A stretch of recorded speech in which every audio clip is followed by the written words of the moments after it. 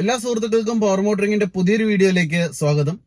ഇന്നത്തെ വീഡിയോയിൽ ഞാൻ പറയാൻ പോകുന്ന കാര്യം എന്താ വെച്ച് കഴിഞ്ഞാൽ മെറ്റാലിക് പെയിന്റും നോൺ മെറ്റാലിക് പെയിന്റും തമ്മിലുള്ള പ്രധാനപ്പെട്ട വ്യത്യാസങ്ങൾ എന്തൊക്കെയാണെന്നുള്ളതാണ്. അപ്പോൾ ഈ വീഡിയോ കണ്ടു തുടങ്ങുന്നതിന് മുമ്പ് ചാനൽ സബ്സ്ക്രൈബ് ചെയ്യാൻ മറക്കരുത്. അതോടൊപ്പം തന്നെ വലതുവശത്ത് കാണുന്ന ബെല്ലൈക്കൺ പ്രസ് ചെയ്ത് ഓൾ എന്ന ഓപ്ഷൻ കൂടി സെലക്ട് ചെയ്യാനായിട്ട് മറക്കരുത്.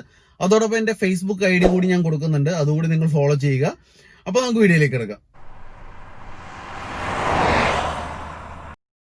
മെറ്റാലിക് പെയിന്റിന്റെ ഏറ്റവും പ്രധാനപ്പെട്ട വ്യത്യാസം സോളിഡ് പെയിന്റുമായിട്ട് കമ്പയർ ചെയ്യുമ്പോൾ അല്ലെങ്കിൽ നോൺ മെറ്റാലിക് പെയിന്റുമായിട്ട് കമ്പയർ ചെയ്യുമ്പോൾ മെറ്റാലിക് പെയിന്റിലെ ഏറ്റവും പ്രധാനപ്പെട്ട വ്യത്യാസം അലൂമിനിയത്തിന്റെ ചെറിയ ചെറിയ ഫ്ലേക്സ് അല്ലെങ്കിൽ ചെറിയ പൗഡർ മെറ്റാലിക് പെയിന്റിൽ കളറിംഗ് പിഗ്മെന്റിന്റെ കൂടെ തന്നെ ആഡ് ചെയ്യുന്നുണ്ട് എന്നുള്ളതാണ് പ്രധാനപ്പെട്ട ഒരു വ്യത്യാസം. സോളിഡ് പെയിന്റിൽ അങ്ങനെയല്ല, ആ പിഗ്മെന്റ് കളറിംഗ് പിഗ്മെന്റ് മാത്രമേ ഉണ്ടാവാറുള്ളൂ. ആ ഒരു പറയുന്ന അലൂമിനിയത്തിന്റെ അല്ലെങ്കിൽ മെറ്റൽസിന്റെ പാർട്ടിക്കിൾസ് പൗഡറായിട്ടോ മറ്റൊന്നും ചേർക്കുന്ന ഒരു പരിപാടി ഈ സോളിഡ് പെയിന്റുകളിൽ ഉണ്ടാവാറില്ല.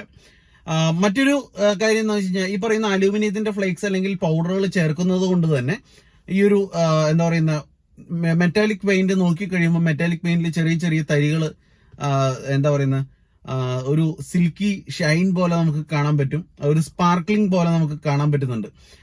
കളറ് മാത്രമല്ല, ഒരു മോണോക്രോമാറ്റിക് അല്ല, പോളിക്രോമാറ്റിക് ആയിരിക്കും. രണ്ട് തരത്തിലുള്ള കളറുകൾ നമുക്ക് മെറ്റാലിക് പെയിന്റുകളിൽ കാണാം. അതിലൊന്ന് കളറിംഗ് പിഗ്മെന്റിന്റെ കളറായിരിക്കും, അതിനായിരിക്കും എടുത്ത് കാണിക്കുക.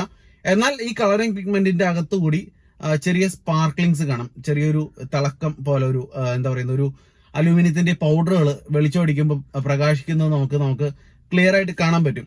അപ്പൊ അതാണ് മെറ്റാലിക് പെയിന്റിന്റെ ഒരു അഡ്വാൻറ്റേജ്. നോൺ മെറ്റാലിക്കുമായിട്ട് കമ്പയർ ചെയ്യുമ്പോൾ ഒരു അഡ്വാൻറ്റേജ് അതാണ്.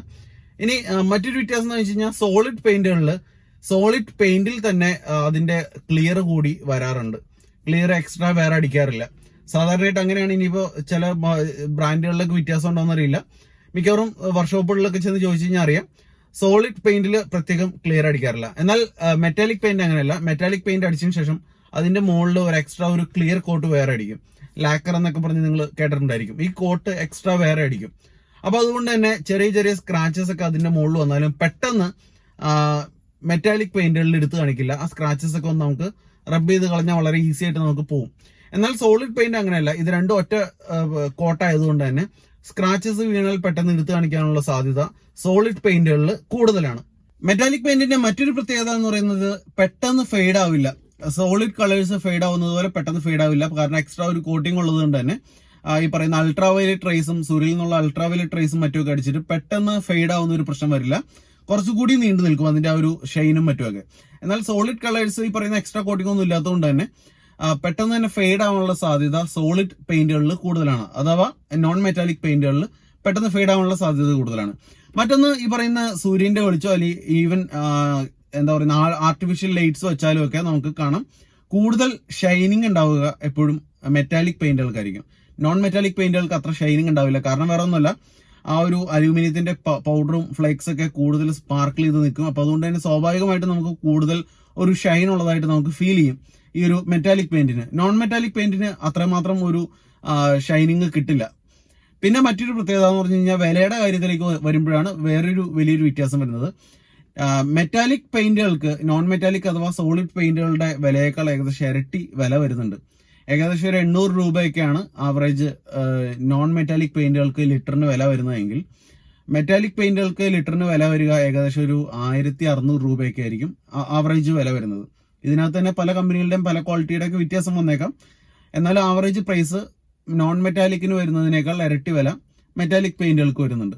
അപ്പോൾ ആ ഒരു വ്യത്യാസമുണ്ട്. ഇനി മറ്റൊരു വ്യത്യാസം എന്താണെന്ന് വെച്ച് കഴിഞ്ഞാൽ നമുക്ക് ഈ നോൺ മെറ്റാലിക് പെയിന്റ് നമുക്ക് കടകളിൽ ചെന്ന് കഴിഞ്ഞാൽ ചിലപ്പോൾ ഓരോ കളറിനനുസരിച്ചിട്ടുള്ള കിട്ടാൻ ചിലപ്പോൾ എളുപ്പമുണ്ടായിരിക്കും. എന്നാൽ മെറ്റാലിക് പെയിന്റ് അങ്ങനെയല്ല. കൃത്യമായിട്ടുള്ള ഒരു കളർ കിട്ടണമെങ്കിൽ നമ്മുടെ ഫ്യൂൽ ടാങ്കിന്റെ ലിഡ് അഴിച്ചെടുത്തിട്ട് കൊണ്ടുചെന്ന് കടയിൽ ചെന്നിട്ടാണ് ഈ പറയുന്ന കൃത്യമായിട്ടുള്ള കളർ മാച്ചിങ് നടത്തുന്നത്. അപ്പോൾ ഈ പറയുന്ന ഫ്യൂൽ ലിഡ് അഴിച്ചെടുത്തുകൊണ്ട് നേരെ കടകളിൽ ചെല്ലും, എന്നിട്ട് അതുമായി മാച്ച് ചെയ്യുന്ന രീതിയിൽ മിക്സ് ചെയ്ത് തരികയാണ് ചെയ്യുക. അപ്പൊ ആ രീതിയിലാണ് ഈ പറയുന്ന മെറ്റാലിക് പെയിന്റ് വാങ്ങുക. അതും കുറച്ച് ഒരൽപ്പം കൂടുതൽ കാശ് കൊടുത്തിട്ടായിരിക്കും വാങ്ങുക. അപ്പോൾ ഞാൻ ഈ പറഞ്ഞ ഇത്രയും പോയിന്റുകളാണ് മെറ്റാലിക് പെയിന്റും നോൺ മെറ്റാലിക് പെയിന്റും തമ്മിലുള്ള പ്രധാനപ്പെട്ട വ്യത്യാസങ്ങൾ എന്ന് പറയുന്നത്.